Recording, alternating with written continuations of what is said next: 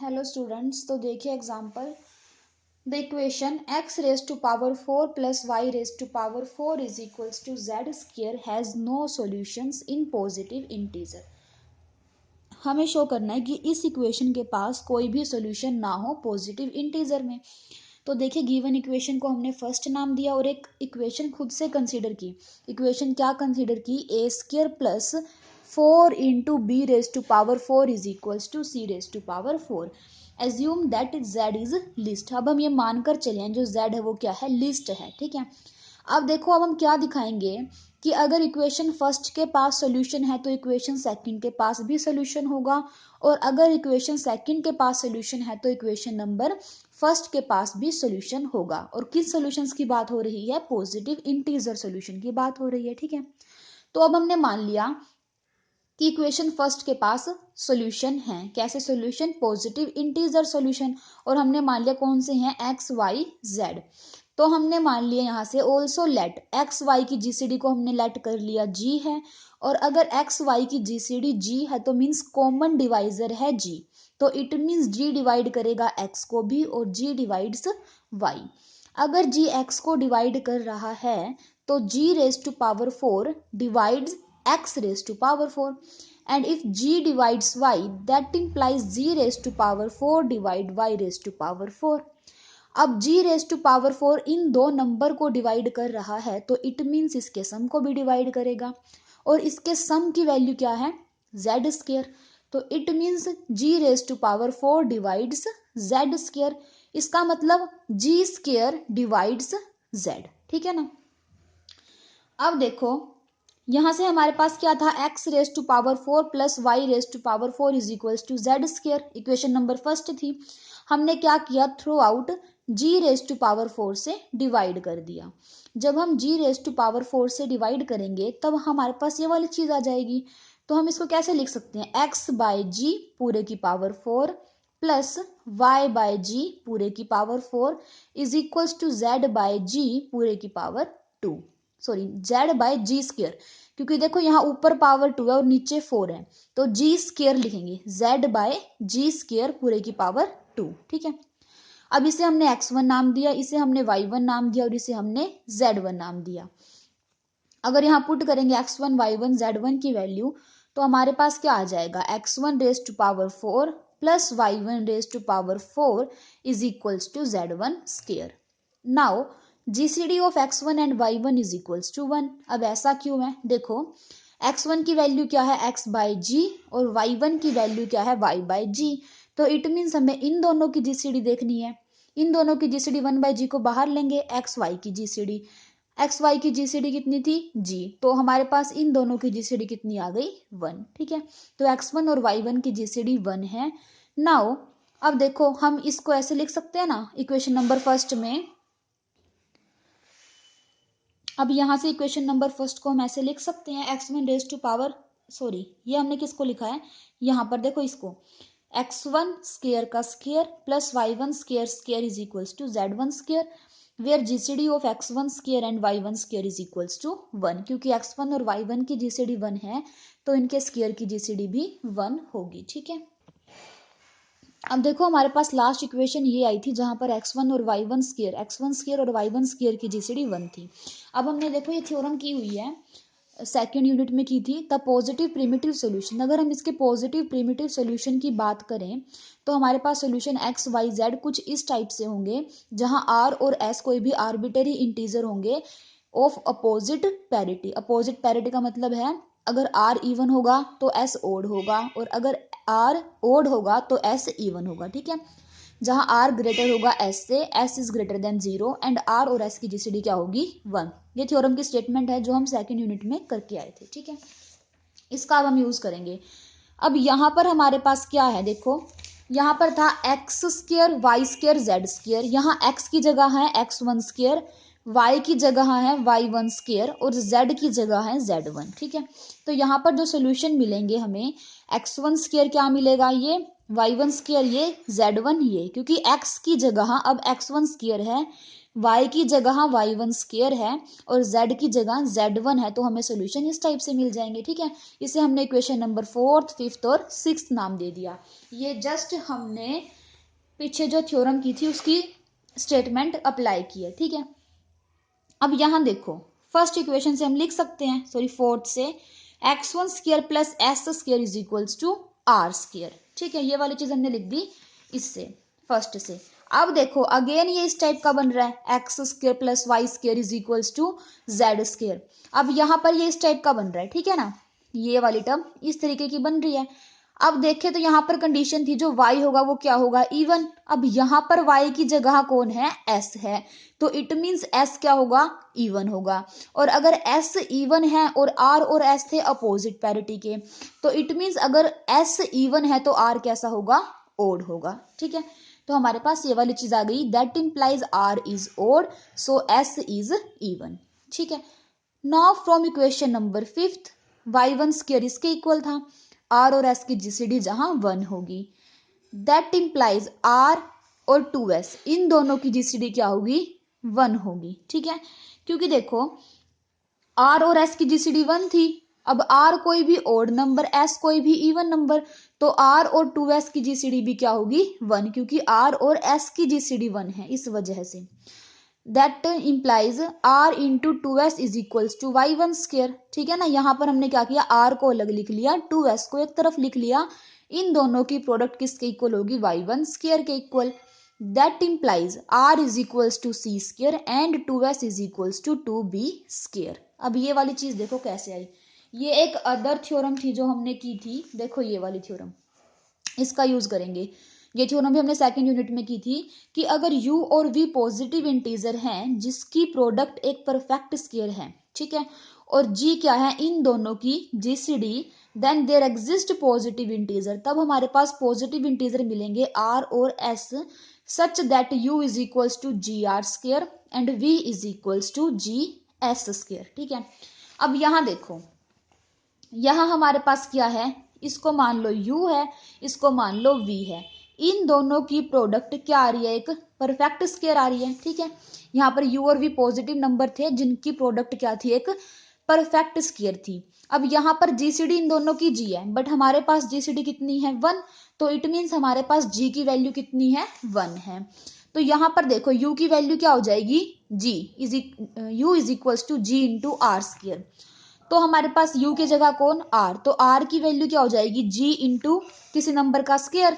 But देखो हमारे पास g की वैल्यू 1 है तो r की वैल्यू क्या हो जाएगी, किसी नंबर का स्क्वायर, और हमने मान लिया r क्या है, c स्क्वायर। ठीक है, इसी तरीके से देखो v की जगह हमारे पास क्या है, 2s, तो यहाँ पर v क्या होगा, g की वैल्यू 1, तो v भी क्या होगा, किसी नंबर का स्क्वायर होगा, तो हमने क्या मान लिया, v की जगह 2s था तो किसी नंबर का स्क्वायर, 2b का स्क्वायर मान लिया हमने। ठीक है,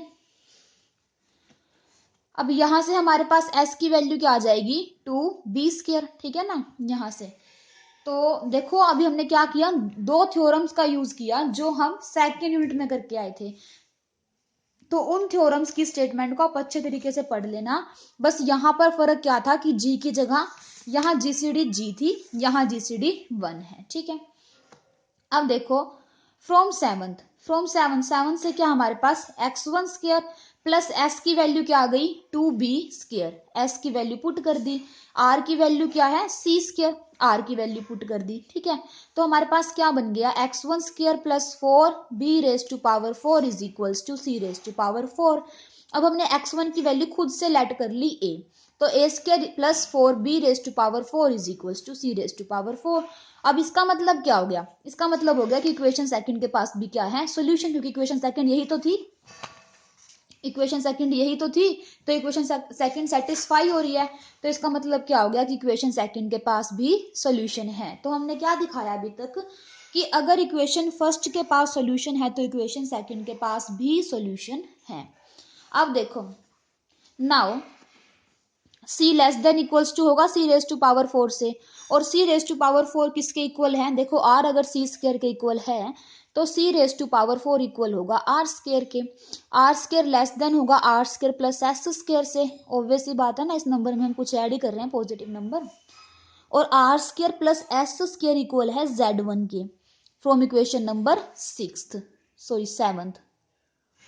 एक मिनट, इक्वेशन नंबर 6 से देखो, R square plus S square is equals to Z1, तो यहाँ पर Z1 आ गया। और Z1 की वैल्यू क्या लेट की थी स्टार्टिंग में, Z बाय जी स्क्र। अब देखो Z बाय जी स्क्र, एक नंबर है उसको किसी नंबर से डिवाइड करें तो छोटा आएगा ना उस नंबर से, तो ये नंबर किससे छोटा होगा, Z से। ठीक है, अब हमने लेट कर लिया ए बी सी कोई भी पॉजिटिव इंटीजर है जो इक्वेशन नंबर 2 को सेटिस्फाई कर रहे, क्योंकि अब की बार हम मानकर चलेंगे कि सेकंड के पास सॉल्यूशन है। ठीक है, तो सेकंड के पास सॉल्यूशन है तो ए बी सी हमने मान लिया सॉल्यूशन है, तो इक्वेशन नंबर 2 को सेटिस्फाई करेंगे। तो क्या होगा, a square plus 4b raise to power 4 plus c raise to power 4। ठीक है, इसको इक्वेशन नंबर 8 नाम दे दिया। अब इसके बाद हमने लेट किया बी और सी की जीसीडी एच है, तो एच डिवाइड करेगा बी को भी, सी को भी, तो इनके मल्टीपल को भी डिवाइड करेगा। ठीक है ना, तो एच रेज टू पावर कर लोगे ना, ये तो सिंपल है। देखो अगर एच बी को डिवाइड कर रहा है तो H raise to power 4 divide करेगा बी रेज टू पावर 4 को। अगर बी रेज टू पावर 4 को डिवाइड कर रहा है तो इसके मल्टीपल को भी डिवाइड करेगा। ऐसे ही अगर एच डिवाइड कर रहा है सी को तो H raise to power 4 divide करेगा सी रेज टू पावर 4 को। ठीक है, अब देखो एच रेज टू पावर 4 इसको भी डिवाइड कर रहा है, इसको भी डिवाइड कर रहा है, तो इन दोनों के सब्ट्रैक्शन को भी डिवाइड करेगा। और इन दोनों का सब्ट्रैक्शन की वैल्यू अगर आप निकाल लोगे इक्वेशन नंबर 8 से क्या होगा, देखो a square is equals to c raise to power 4 minus ये वाली चीज, तो ये किसकी वैल्यू है, ए स्क्र की। तो एच रेज टू पावर 4 किसे डिवाइड कर रहा है, ए रेज टू पावर 2 को, मतलब ए स्क्र को। तो इसका मतलब एच स्क्र किसे डिवाइड करेगा, ए को। ठीक है, थोड़े लाइट है नोट्स, यहां से आ गया एच स्क्र डिवाइड्स ए। अब हमने क्या किया, इक्वेशन नंबर जो हमारे पास 8th थी उसमें थ्रू आउट डिवाइड कर दिया एच रेज टू पावर 4 से, तो इक्वेशन नंबर 8th चेंज हो जाएगी इस इक्वेशन में। ठीक है, इस इक्वेशन में चेंज हो जाएगी इक्वेशन नंबर 8th। तो यहाँ पर इसे हमने नाम दिया A1, इसे नाम दिया B1 और इसे नाम दिया C1। देखो ये दिखाना जरूरी था कि h raise to power 4 divide कर रहा है ए स्क्र को। ठीक है, क्यों, क्योंकि अगर ये डिवाइड करे तभी तो एक इंटीजर नंबर आएगा, इसी वजह से तो हम पहले दिखा गए हैं कि ये डिवाइड कर रहा है इसको, तभी ये इंटीजर नंबर बनेंगे। ठीक है, तो यहाँ से इसे A1, इसे B1, इसे C1 नाम दिया, सेम जैसे हमने पहले g रेज टू पावर 4 से डिवाइड किया था ना फर्स्ट पार्ट में, तो यहाँ पर हम h रेज टू पावर 4 से डिवाइड कर रहे हैं, तो इसे A1 नाम दिया, इसे B1 और इसे C1। सो हमारे पास इक्वेशन किस में चेंज हो जाएगी, ए स्क्र प्लस 4, सॉरी ये इक्वेशन थी जो किस में चेंज हो गई, इस इक्वेशन में चेंज हो जाएगी इस तरीके से। तो यहाँ से देखो क्या लिख सकते हो आप, H that implies A1 square, इसको हमने A1 नाम दिया, तो A1 square plus 4B1 raise to power 4 is equals to C1 raise to power 4, ये वाली चीज आ गई। ठीक है, यहाँ पे जस्ट वैल्यू पुट की है A1, B1 और C1। अब देखो इसको लिख सकते हैं A1 स्क्र प्लस इसको कैसे लिखेंगे, 2B1 स्क्र का square is equals to C1 square का स्क्र। अब अगेन वही चीज लगाएंगे, देखो जैसे हमने पहले लगाई थी ना थ्योरम, वही थ्योरम का यूज करेंगे कि हमारे पास क्या मिलेंगे, इंटीजर्स मिलेंगे R dash S dash. R S का हम पहले यूज कर चुके, तो यहाँ पर इसने नोटेशन चेंज कर दी, आर डैश और एस डैश से हमें मिलेंगे जो ऐसे होंगे इनकी जीसीडी 1 होगी, और आर डैश और एस डैश अपोजिट पैरिटी के होंगे। ठीक है, सच दैट क्या होगा, A1 यहाँ पर x की जगह क्या, A1 की वैल्यू ये होगी, इसकी वैल्यू क्या होगी 2r डैश एस डैश होगी, और इसकी वैल्यू C1 स्क्र की वैल्यू क्या होगी, इनके स्क्र का सम। ठीक है, ये वही थ्योरम का यूज कर दिया। अच्छा अब यहां से देखो 2 से 2 कैंसिल, तो B1 स्क्र की वैल्यू क्या हो जाएगी r डैश एस डैश। ठीक है, अब देखो फ्रॉम 9 से हमारे पास क्या है, R dash is equals to X dash whole square. ठीक है, क्यों, देखो ऐसा क्यों आया, उसी थ्योरम का यूज करेंगे दोबारा से।